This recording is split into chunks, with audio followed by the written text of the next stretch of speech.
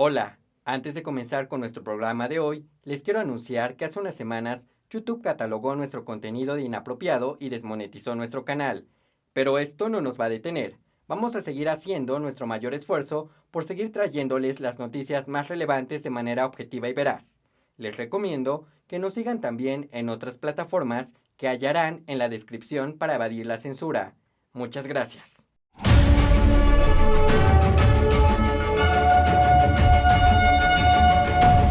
¿Qué tal? Bienvenidos a NTD. Soy Eduardo Zompa y estas son las noticias de hoy. Un caótico incidente ocurrió en el Capitolio de Estados Unidos, dejando un saldo de 2 personas muertas y un herido. La administración Biden está tratando de buscar soluciones temporales ante la creciente oleada migratoria, mientras que otros proponen ideas más permanentes. Arkansas busca aprobar un proyecto de ley que invalidaría las leyes federales dentro de las fronteras del estado.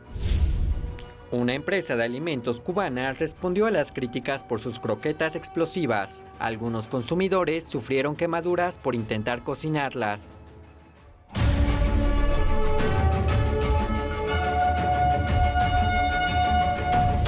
Un caótico incidente en el Capitolio de Estados Unidos esta tarde dejó un saldo de 2 personas muertas, una de ellas un oficial de policía y la otra un sospechoso del accidente.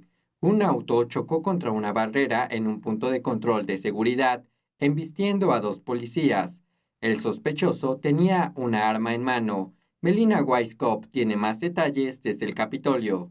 Les pido que mantengan a nuestra familia de la Policía del Capitolio de los Estados Unidos en sus pensamientos y oraciones. Este trágico incidente aquí en el Capitolio sucedió hoy alrededor de la 1 de la tarde, dejando a un oficial de policía muerto. El otro oficial de policía se encuentra en el hospital. Aún no tenemos una actualización sobre su estado de salud. Sabemos que el sospechoso también falleció. Los agentes policiales nos dijeron que luego que el sospechoso manejó su auto hacia las barricadas en un punto de control de seguridad, salió del auto con un cuchillo en mano y empezó a embestir a los policías. Luego un oficial le disparó causando la muerte del sospechoso. Él no respondió a las órdenes verbales. El sospechoso comenzó a arremeter contra los oficiales de la Policía del Capitolio de los Estados Unidos y en ese momento los oficiales de la Policía del Capitolio dispararon contra el sospechoso. Y es con un gran pesar que anuncio que uno de nuestros oficiales ha sucumbido a sus heridas. La jefa de policía dice que no tiene una actualización sobre los nombres de los oficiales. Ella no puede dar esta información aún, así que estamos esperando los detalles de eso. Los jefes policiales también dijeron que no tienen información aún sobre los motivos detrás del ataque. No hay indicios de que haya tenido relación con actividades terroristas. También dijeron que la persona no era alguien vista frecuentemente por el Capitolio. No era un sospechoso que haya representado una amenaza al Capitolio en algún día previo al incidente. En este momento, la División de Homicidios del Departamento de Policía Metropolitana y nuestra División de Asuntos Internos se hará cargo ahora de la investigación con respecto a la muerte por disparo que ocurrió y a la muerte del policía. Y este incidente ocasionó que el complejo del Capitolio fuera bloqueado por cerca de 2 horas, inmediatamente después de que sucediera el evento. La policía mandó una alerta al complejo del Capitolio y se le indicó a todo el personal del complejo que se quedara dentro y evitar estar cerca de ventanas y puertas. Tenemos a la Guardia Nacional en el campus, pero la estrategia de seguridad en este momento sigue siendo la misma. La investigación sigue en curso y estoy segura que la gente sigue preocupada por lo que significará esto para la seguridad alrededor del Capitolio en el futuro. Reportando desde Washington, D.C., Melina Weisskopf. Y para honrar la vida del oficial de policía fallecido, el presidente Biden ordenó que las banderas de la Casa Blanca y de todas las tierras federales se hicen a media asta hasta el atardecer del 6 de abril. Por otro lado, el gobierno de Biden solicitó una tercera base militar para albergar a los niños migrantes.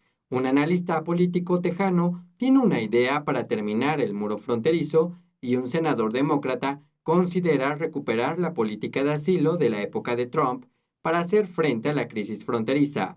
Mayra Jaime de NTD tiene estas historias. A medida que sigue aumentando el número de niños inmigrantes no acompañados que cruzan la frontera, el gobierno de Biden se esfuerza por encontrar más instalaciones para albergarlos a todos. El Pentágono está revisando una solicitud del Departamento de Salud y Servicios Humanos para albergar a más niños inmigrantes en una tercera base militar. El secretario de prensa del Pentágono, John Kirby, dijo el jueves que recibieron una solicitud del HHS para el uso potencial de Camp Roberts, una base de la Guardia Nacional del Ejército de California, para albergar a los menores no acompañados. La semana pasada, el Pentágono aceptó alojar temporalmente a los menores no acompañados en la base conjunta de San Antonio, en Lackland, y en Fort Bliss, en Texas. Hasta el 31 de marzo, casi 18.200 niños inmigrantes no acompañados se encuentran bajo la custodia de las agencias federales.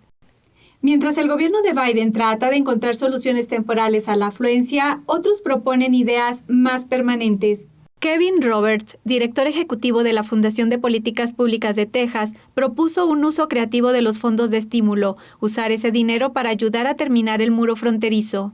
Roberts dice que cree que esta solución es un uso apropiado de algunos de los $27,000 millones que Texas está recibiendo en fondos de estímulo, porque evitará que los delincuentes y los inmigrantes ilegales entren al país con el virus. Un legislador de Texas ya presentó un proyecto de ley para utilizar fondos estatales para terminar el muro fronterizo.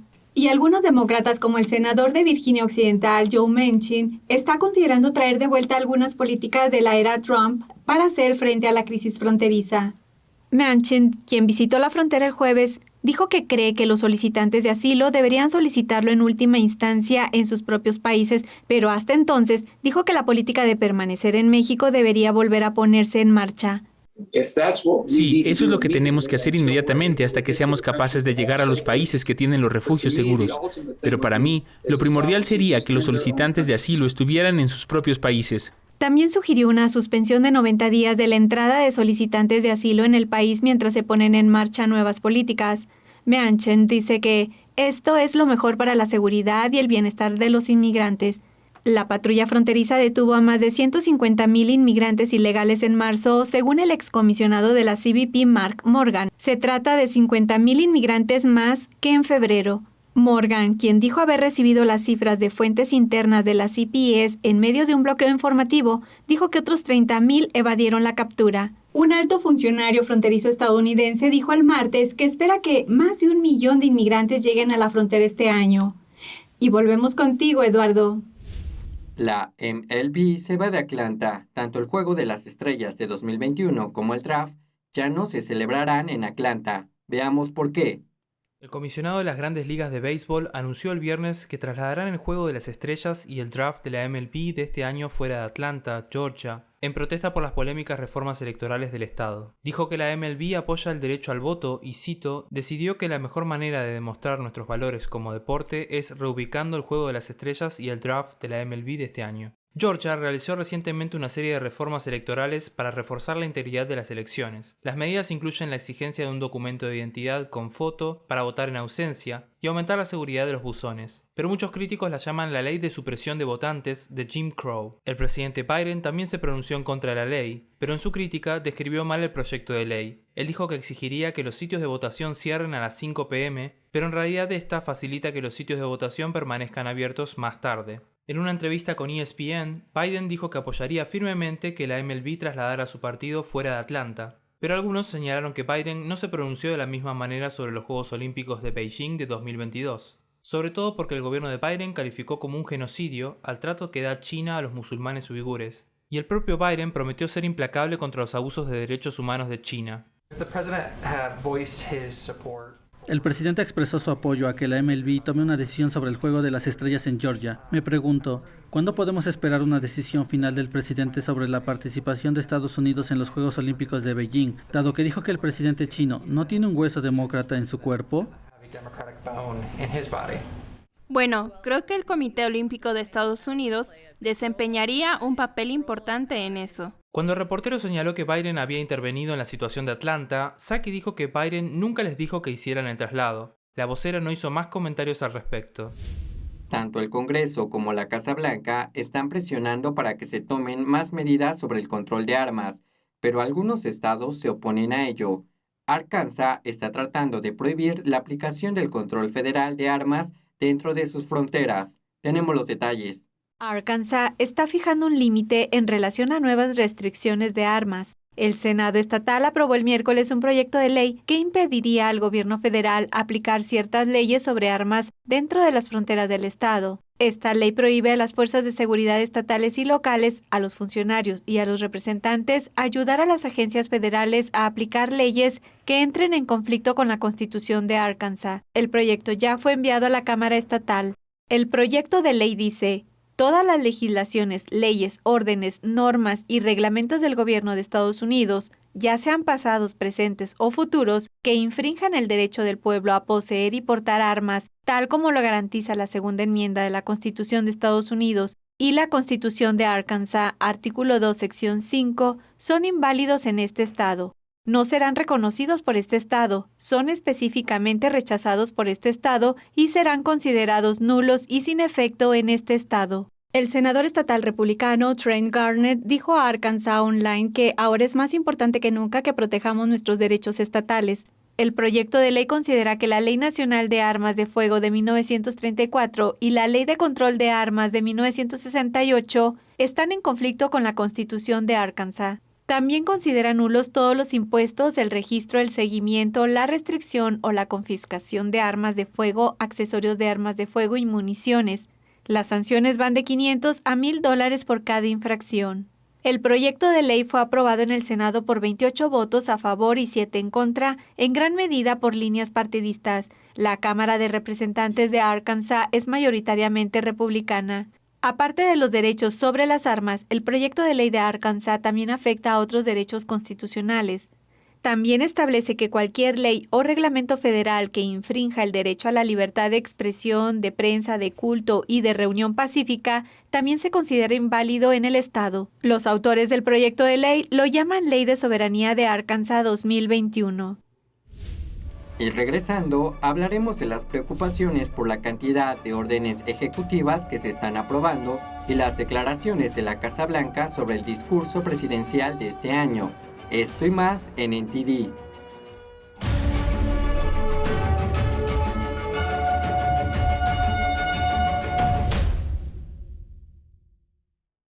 La gloria de las obras maestras del piano de los períodos barroco, clásico y romántico.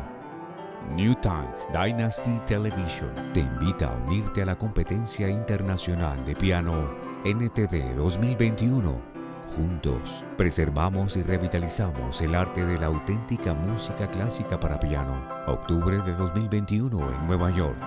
Regístrate ahora en piano.ntdtv.com.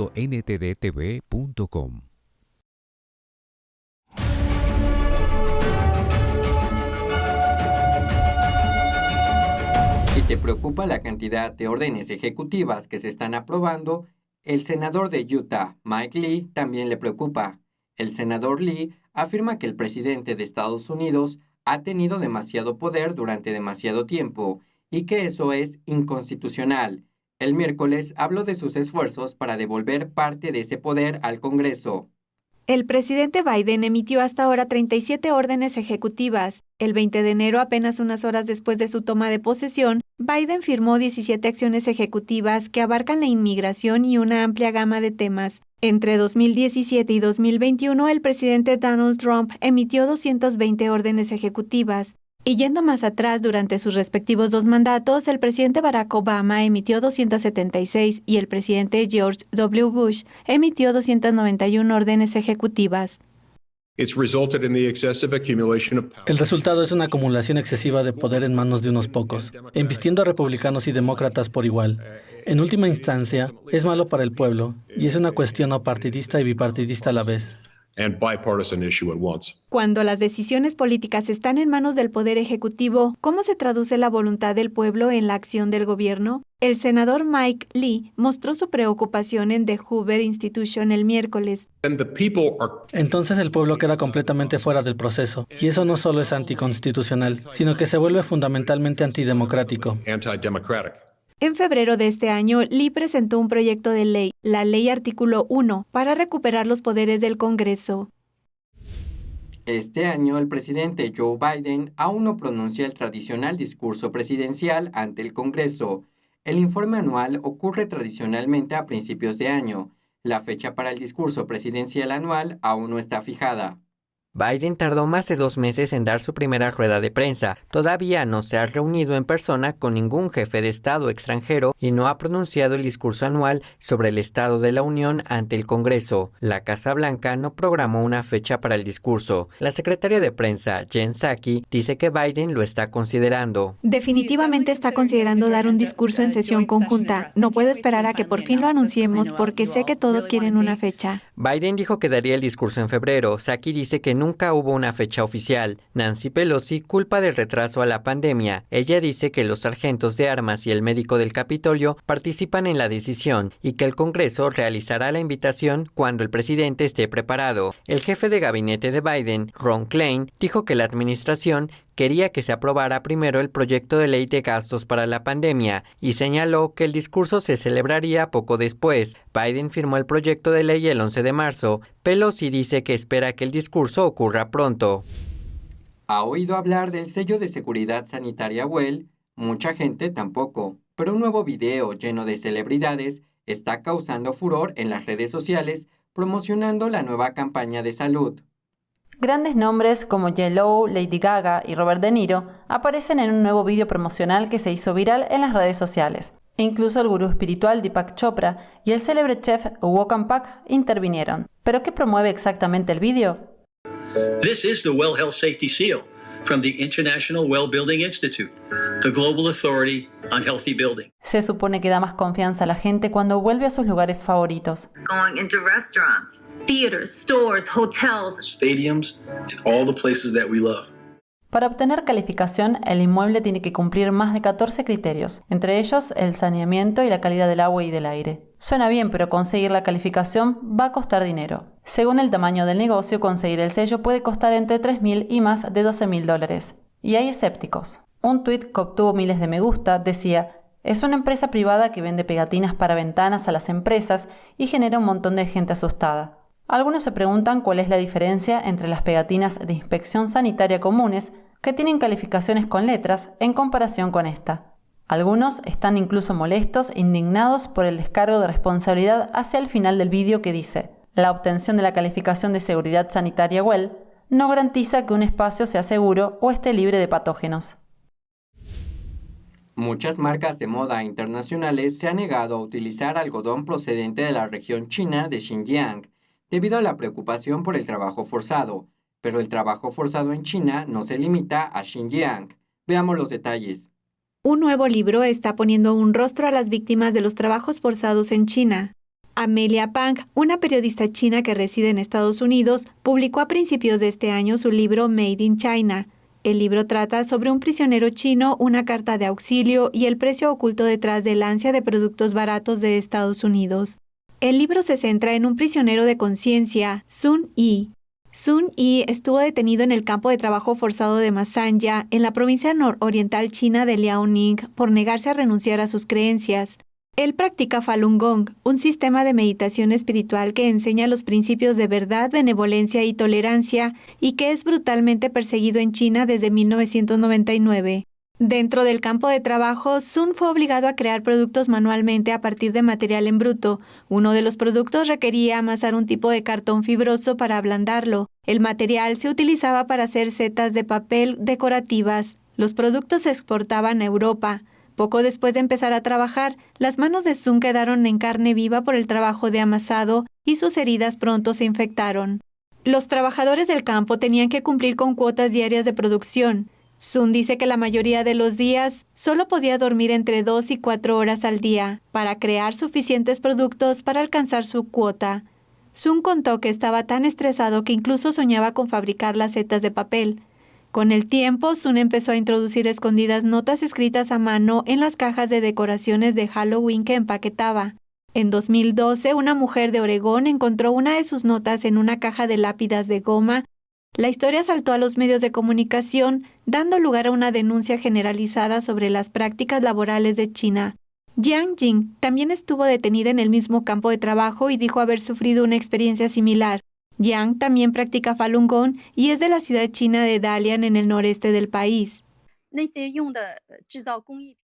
La materia prima utilizada para hacer los productos era cartón. Teníamos que amasarlo hasta convertirlo en un papel tan suave, como un pañuelo de papel. Después, los convertíamos en flores utilizando pegamento. Ese pegamento es muy tóxico. Todos los días amasaba el cartón en pétalos de papel con las manos. Básicamente mis manos ya no podían ni sostener los palillos al comer. La piel de mis dedos estaba destrozada por el pegamento. Dice que incluso ahora cada vez que ve ajos pelados en el supermercado, vuelven a su mente los miedos y recuerdos del campo. No quiero ni comprarlos, porque cuando estuve detenida en el campo de trabajo de Masanya, me obligaron a pelar ajos. Tenía que pelar varios sacos de ajo cada día. Otro practicante de Falun Gong llamado Yu Ming era un empresario en China. Debido a la persecución a Falun Gong por parte de Beijing, pasó casi 12 años en cárceles y campos de trabajo chinos. Cuenta que los trabajadores esclavos allí tenían entre 16 y 70 años y todos eran obligados a trabajar al menos 12 horas al día. Yu también vive ahora en Estados Unidos. Cuando había demasiado trabajo, los prisioneros eran obligados a trabajar durante 24 horas, incluso 48 horas. Algunos prisioneros se veían forzados a dormir en el suelo de cemento o en su estación de trabajo. Según Yu, todas las prisiones, todos los campos de trabajo y todos los centros de detención de China se han transformado en fábricas que realizan trabajos forzados. Añadió que ahora se considera a cada preso como una vaca lechera, aunque muchos de ellos caen enfermos o mueren. Las autoridades no revisan en absoluto la salud de los presos, incluso los enfermos de SIDA, los presos con diversas enfermedades hepáticas, o cuando los presos se resfrían o tienen fiebre, tienen que seguir trabajando en la cadena de montaje. En su nuevo libro, Pang también explicó que los trabajos forzados están lejos de ser la única forma de tortura utilizada en los campos. En el campo de trabajo de Masanya, Sun era encadenado a menudo por las manos y los pies. En un momento determinado, Sun inició una huelga de hambre para protestar por los abusos. Pero en respuesta le alimentaron a la fuerza por la nariz. También le abrieron la boca con una mordaza metálica y le echaron salsa picante en los ojos. En su libro, Pang afirma que el comercio mundial y las cadenas de suministro occidentales se han convertido en cómplices del Partido Comunista Chino y que la búsqueda de productos baratos por parte de los consumidores le echa más leña al fuego. En 2019, Pang se disfrazó de mujer de negocios y visitó un centro de rehabilitación de drogas en Shanghai. Observó que los camiones iban y venían una vez cada 2 horas, aparentemente transportando mercancías fuera de las instalaciones. Pang afirmó que su investigación reveló un punto importante. Las empresas extranjeras pueden investigar si sus empresas asociadas en China están implicadas en el trabajo forzado, pero en lugar de ello hacen la vista gorda para satisfacer sus intereses personales. Pang cree que Xinjiang es un buen punto de partida para abordar el problema. Eso es porque el régimen chino ha invertido mucho en la región. También es un importante centro de transporte para la iniciativa Franja y Ruta de Beijing. El proyecto de infraestructura se ocupa de países extranjeros, por lo general más pobres, y llevan proyectos de inversión y construcción chinos en el extranjero. Los críticos dicen que es conocido por hacer caer a los países en desarrollo en la trampa de la deuda. El representante de Pensilvania, Mike Kelly, y sus colegas republicanos buscan información sobre las muertes relacionadas al virus del PCH en centros geriátricos. Kelly dice que enviaron repetidas solicitudes a 4 estados, pero no están recibiendo ninguna respuesta.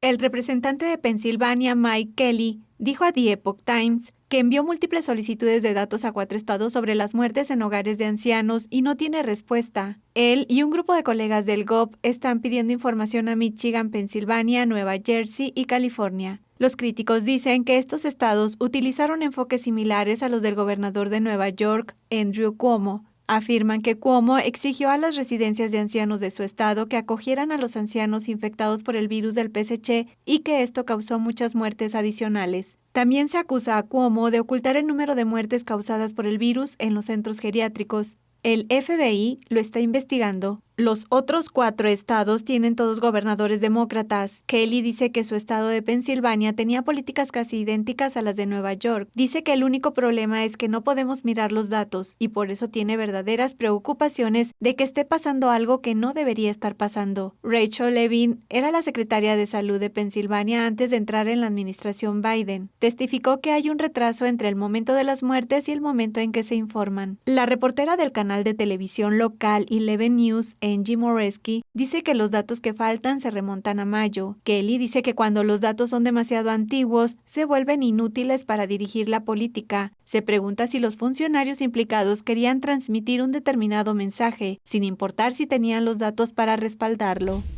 Los alumnos de un instituto estudian en un edificio escolar de lo más inusual. Antes solía ser un gran almacén, pero se transformó después que se encontraran sustancias químicas tóxicas en la estructura de su vieja escuela. Tenemos la historia. La mayoría de los estudiantes han estado aquí antes, pero no para tomar clases. Esto solía ser uno de los grandes almacenes Macy's. Ahora es una escuela. Definitivamente no esperaba ir al instituto en un centro comercial. Ya sabes, hace un año ni hubiera imaginado que mi último año fuera así. El actual Instituto Burlington se cerró el pasado agosto después de que se encontraran en el edificio sustancias químicas industriales tóxicas conocidas como PCB. Eso hizo que los estudiantes tuvieran que aprender a distancia durante gran parte del curso escolar. Los funcionarios de la escuela contemplaron la tienda cerrada de Macy's e iniciaron el aprendizaje en persona allí este mes. Se añadieron tabiques para las aulas, mientras que algunos rastros pasados del edificio permanecen, como los carteles de Calvin Klein y Michael Kors. Es difícil para mí que no podamos salir entre clases. Es decir, tiene sentido por los protocolos de seguridad y las restricciones de COVID y todo eso, pero definitivamente es duro para mí no poder estar a la luz del sol, especialmente porque no hay ventanas. La pared trasera de una de las aulas tiene un póster gigante de Levi Strauss. La biblioteca se encuentra en el antiguo departamento de porcelana de Macy's, con libros expuestos en estanterías poco iluminadas. También es un cambio para los profesores. La entrada a la oficina del director interino tiene un letrero en la parte superior de la puerta, etiquetándolo como una sala de válvulas de control de aspersores. Cuando nuestro director de servicios inmobiliarios me habló de Macy's, dije, de ninguna manera, no podemos hacer eso. Pero cuando más aprendemos, ya sabes, es posible. Estamos aprendiendo que es una especie de vuelta a la normalidad. A pesar de que estamos en un centro comercial, tenemos una escuela secundaria en un centro comercial. Por ahora, el distrito alquiló el edificio por 3 años y medio. Después de aprender a distancia durante gran parte del año, varios estudiantes dijeron que están contentos de volver a conectarse con sus compañeros y ser parte de la comunidad. El dueño de un restaurante del sur de California prohíbe las mascarillas en su interior. Es su forma de protestar contra los cierres y para exigir libertad. Escuchemos su razonamiento. Tony Roman tiene un restaurante italiano en Huntington Beach, California. Mientras que otros establecimientos de su entorno piden a los clientes que lleven mascarillas, él las prohíbe dentro de su restaurante diciendo que le recuerdan al cierre. Siento que si las mascarillas hubieran ido, el encierro habría terminado. También siento que representan el miedo, el control y la rendición, así que no quiero verlas nunca más en el restaurante. Roman dice que quiere que su negocio sirva de campo de batalla constitucional en la lucha por la libertad. El restaurante ofreció cenas en el interior y al aire libre durante toda la pandemia y nunca cerró. Por ello, ha recibido múltiples amenazas. He recibido amenazas de muerte en que gente quiere meterme una bala en la cabeza y matarme. Gente que quiere quemar nuestro restaurante. Gente que quiere propagar el virus dentro del restaurante, cualquier virus. Tengo una causa penal contra nosotros. Tenemos infracciones relacionadas con el alcohol y quieren quitarnos nuestra valiosa licencia. Dice que el gobierno utiliza los mandatos de cierre para controlar con el miedo a la gente, así que no dará marcha atrás. El restaurante acogió la campaña Recall Newsom 2020 cuando celebraron haber verificado más de 1 millón de firmas para destituir al gobernador. Ya no es solo un restaurante, es como un movimiento y la gente quiere estar aquí en el restaurante porque siente que puede conectar con otros patriotas americanos que creen en lo que ellos creen. Roman y sus empleados se mantienen firmes en no dejar que el gobierno o la policía ejecuten una orden de registro y pretenden mantener el restaurante abierto. Vas a ganar algunas batallas y a perder otras, pero cuando se lucha por la libertad, lo más importante es ganar la guerra al final, y ese es nuestro plan. Visitantes de cerca y de lejos comieron en su restaurante durante el año pasado. Pasamos a noticias internacionales con María Laura Claverí, quien nos tiene las noticias más importantes de Latinoamérica y el mundo. Gracias, Eduardo. Un tren expreso de Taiwán con casi 500 personas a bordo se descarriló hoy en un túnel. Al menos 50 pasajeros murieron en el incidente y casi 150 resultaron heridos. Es el peor desastre ferroviario de la isla en casi 4 décadas. Un tren en Taiwán se descarriló dentro de un túnel, dejando un saldo de decenas de muertes. Alrededor de 70 pasajeros siguen atrapados y otros 40 fueron trasladados al hospital, en lo que es el peor desastre ferroviario de Taiwán en al menos 4 décadas. El tren viajaba de Taipei a Taitung cuando, al parecer, chocó con un camión y se salió de las vías al norte de Hualien. Las imágenes del lugar del accidente muestran los vagones en el interior del túnel destrozados por el impacto. El Departamento de Bomberos de Taiwán dijo que había unas 350 personas a bordo del tren. Según los informes, muchas de ellas viajaban de pie porque iba muy lleno.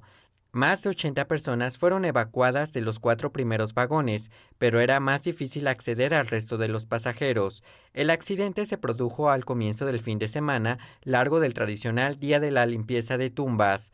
El último gran descarrilamiento de un tren en Taiwán fue en 2018, que dejó 18 muertos.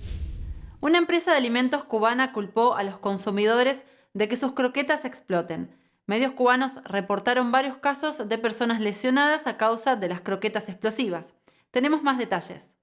La empresa cubana Prodal respondió en Twitter a las críticas de decenas de consumidores por sus croquetas explosivas que dejaron a varias personas con serias quemaduras. Prodal aseguró que las explosiones de sus croquetas se deben a que los consumidores cometen un error común al freírlas. Varios internautas se quejaron de la respuesta de la empresa expresando su preocupación por la integridad física de otros consumidores. Recientemente, medios cubanos reportaron el caso de varias personas que sufrieron quemaduras a causa de las croquetas que se venden en el mercado estatal para la población. Algunos de ellos se quemaron el rostro y parte del cuerpo. Las autoridades guatemaltecas aconsejaron el jueves a la población civil mantenerse alertas tras los incendios provocados por la lava del volcán Pacaya. Tenemos más información. ¿Es lava? Claro, tómale, acércate, mira, esa es la lava, mira. La lava del volcán guatemalteco, ubicada a unas 17 millas al sur de la ciudad de Guatemala, se desplazó el miércoles hacia las aldeas locales. El suceso atrajo a una multitud que se reunió en San Vicente Pacaya para ver cómo los arbustos se incendian a causa del intenso calor. Las autoridades guatemaltecas informaron que la lava se desplazó hacia el sur, donde quemó la vegetación local y destruyó una casa en la aldea El Patrocinio. No se han reportado víctimas mortales hasta el momento y las autoridades pidieron a los residentes mantenerse alerta, aunque aún no han ordenado evacuaciones masivas. Un intrépido escalador subió este viernes a uno de los rascacielos más altos de Europa en la ciudad de Barcelona sin cuerdas ni medidas de seguridad. Las multitudes observaron este viernes cómo George King, un escalador británico de 21 años, escaló hasta la cima del Hotel Meliá Barcelona Sky de 381 pies en la ciudad española. King escaló el hotel de Barcelona en 20 minutos y dijo a Reuters que mientras estaba en la cima del edificio sentía que estaba en otra dimensión de felicidad. Sin embargo, al bajar fue detenido por la policía catalana, quienes le pusieron una multa. King es famoso por sus valientes hazañas. El joven escalador también subió el rascacielos de la Torre Glorias de 474 pies en la misma ciudad española. Su primera escalada fue en la torre más alta del Reino Unido de Shard, en Londres, que tenía 1017 pies de altura y sin ningún equipo de protección. Esta escalada peligrosa le costó 6 meses en un centro de delincuentes juveniles por incumplir una orden civil dictada por los propietarios del edificio. King es oriundo de Oxford, Inglaterra, pero actualmente viaja por Europa en una furgoneta. Y ahora los dejamos con Julián Bertone, quien nos trae las noticias sobre China. El primer informe comercial de la administración Biden denuncia a China por sus prácticas comerciales. Califica al PSC como el principal infractor del mundo por crear un exceso de capacidad en varios sectores. El informe anual sobre la estimación del comercio nacional examina en detalle a 65 de los principales socios comerciales de Estados Unidos. Estos representan casi todo el comercio de bienes del país y casi el 90% del comercio de servicios. El informe del miércoles deja en claro que la representante comercial de Estados Unidos, Katherine Tai, adoptará un enfoque de línea dura para hacer frente a las prácticas comerciales perjudiciales de China. Una de estas prácticas es el Plan Industrial de China conocido como Made in China 2025. Su objetivo es sustituir los productos y servicios extranjeros por productos y servicios chinos en su mercado interno y en el resto del mundo. Pero un grupo de expertos en política exterior de Estados Unidos, el Consejo de Relaciones Exteriores, expresó su preocupación. El grupo pone en duda cómo piensa China alcanzar ese objetivo, citando la posibilidad de que obligue a empresas extranjeras a ceder su tecnología a empresas chinas. Afirman que la política del régimen chino se apoyará en el robo de la propiedad intelectual y el ciberespionaje. El informe señala que tanto si China tiene éxito como si fracasa en este plan, solo con intentarlo probablemente causará daños. El plan creará un grave exceso de capacidad en varios mercados diferentes, es decir, que la oferta sea muy superior a la demanda.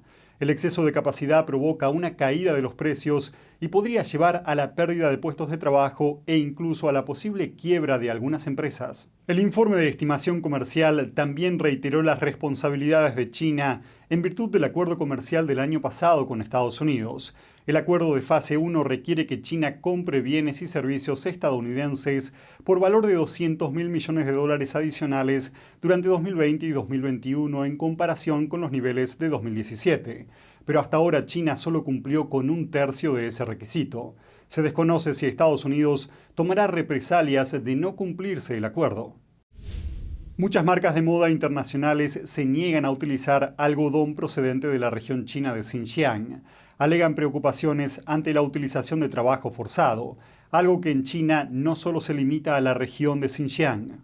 La periodista china radicada en Estados Unidos, Amelia Pang, publicó a principios de este año su libro titulado Hecho en China. Trata sobre un prisionero chino, una carta de auxilio y el costo oculto de los productos baratos importados desde China. En su libro, Pang comienza con un informe sobre las torturas y los malos tratos en los campos de trabajo forzados chinos y sus conexiones con el mercado internacional. El libro destaca a un prisionero de conciencia, Sun Yi. Estuvo detenido en el campo de trabajo de Masanxia, en la provincia de Liaoning, al noreste de China, porque se negó a renunciar a Falun Gong, una disciplina espiritual que enseña los valores de verdad, benevolencia y tolerancia. Desde 1999, esta práctica de meditación espiritual es perseguida en China. En el campo, Sun fue obligado a frotar papel con los dedos para hacer hongos decorativos. Estos productos se exportaban a Europa, sus manos se desgarraron rápidamente y sus heridas se infectaron. Sun Yi normalmente solo dormía 2 o 4 horas para poder llegar a completar su cuota diaria de trabajo. Estaba tan estresado que incluso soñaba que hacía hongos de papel. Más tarde, Sun empezó a introducir en secreto notas manuscritas en cajas con adornos para Halloween que empaquetaba. En 2012, una mujer de Oregon, Estados Unidos, encontró una de sus notas dentro de una caja con una lápida decorativa. Los informes de prensa que siguieron a ello llevaron a una acusación generalizada de las prácticas laborales en China. Xian Xing, que también estuvo detenida en el mismo campo de trabajo que Sun, vivió una experiencia similar. Xiang es de la ciudad china de Dalian. Las materias primas que se utilizaban para hacer manualidades eran todas de cartón. Teníamos que frotarlas hasta convertirlas en algo tan suave como los pañuelos de papel. Luego les dábamos forma de flores con pegamento. Ese pegamento era muy tóxico. Yo frotaba el cartón hasta convertirlo en pétalos de papel con mis manos todos los días. Mis dedos no podían sostener los palillos cuando comía. La piel me quedaba llena de pegamento. Ahora vive en Estados Unidos y cada vez que ve ajos pelados en los supermercados la invade el miedo. No quiero comprarlos, porque cuando estuve detenida en el campo de trabajo de Masanxia, me obligaron a pelar ajos. Tenía que pelar varios sacos de ajos cada día. Otro practicante de Falun Gong, Yu Ming, era empresario en China. Debido a la persecución de la disciplina espiritual, pasó casi 12 años en las cárceles y campos de trabajo de China. Según dijo, los trabajadores esclavos de allí tenían entre 16 y 70 años de edad, y todos ellos eran obligados a trabajar al menos 12 horas al día. Ahora Yu vive en Estados Unidos. Cuando había demasiado trabajo, los prisioneros eran forzados a trabajar durante 24 horas, incluso 48 horas. Algunos eran obligados a dormir en el suelo de cemento o en su puesto de trabajo. Yu dice que cada prisión, cada campo de trabajo y cada centro de detención en China son ahora fábricas que emplean el trabajo forzado. Cada preso es como una vaca lechera. Muchos prisioneros se enfermaron o incluso murieron a causa de los tratos. Las autoridades no comprueban en absoluto la salud de los presos. Incluso los enfermos de SIDA, los presos con diversas enfermedades del hígado o cuando los presos se resfrían o tienen fiebre, siguen trabajando en la cadena de montaje. En su libro, Pang afirma que el trabajo forzado incluso no es lo peor de los tormentos sufridos en los campos de concentración. Sun sufrió brutales torturas y abusos en el campo de Masanxia. Llevaba grilletes en manos y pies. Cuando inició una huelga de hambre para protestar por los malos tratos, lo alimentaron a la fuerza por la nariz. Le mantuvieron la boca abierta con un taco de metal y sus ojos se llenaron de salsa picante.